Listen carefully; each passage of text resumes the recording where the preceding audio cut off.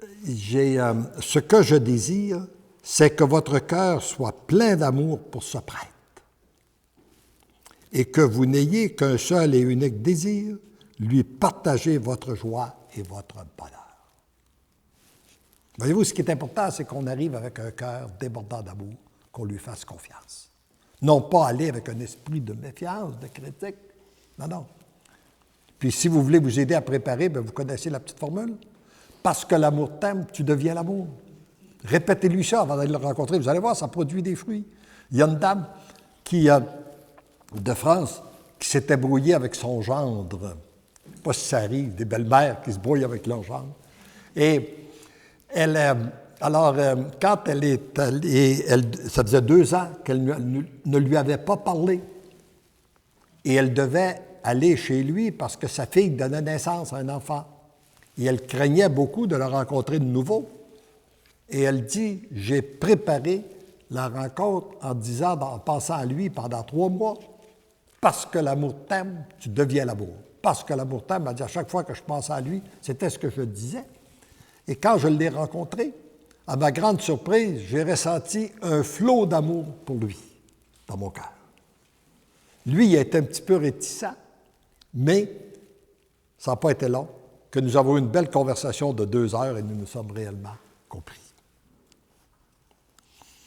Alors, ce que je désire, c'est que votre cœur soit plein d'amour pour ce prêtre et que vous n'ayez qu'un seul désir, unique désir, lui partager votre joie et votre bonheur.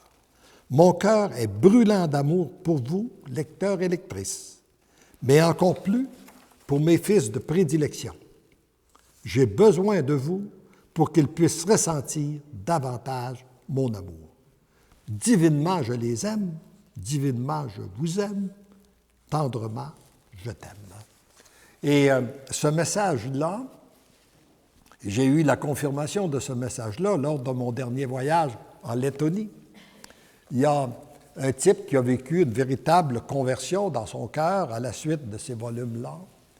Et un soir, avant de s'endormir, il lit le message que nous venons de lire ensemble.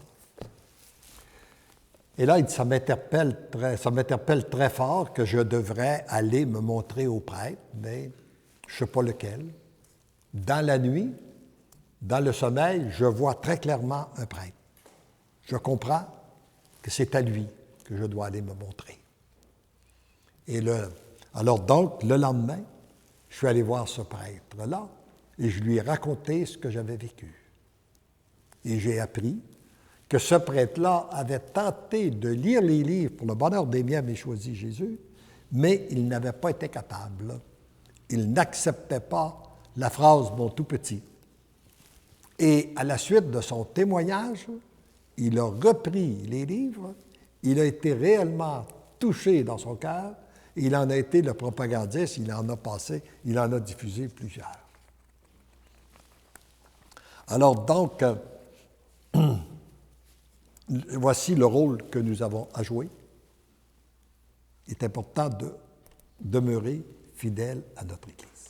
Et pour nous aider à demeurer fidèles à notre Église, nous devons, dans le monde que nous traversons, nous placer sous le grand manteau de Maman Marie, notre bonne mère et médiatrice. C'est elle qui a mission d'écraser la tête du serpent, de faire fuir le malin. Et lorsque nous nous plaçons sous son grand manteau, elle nous protège.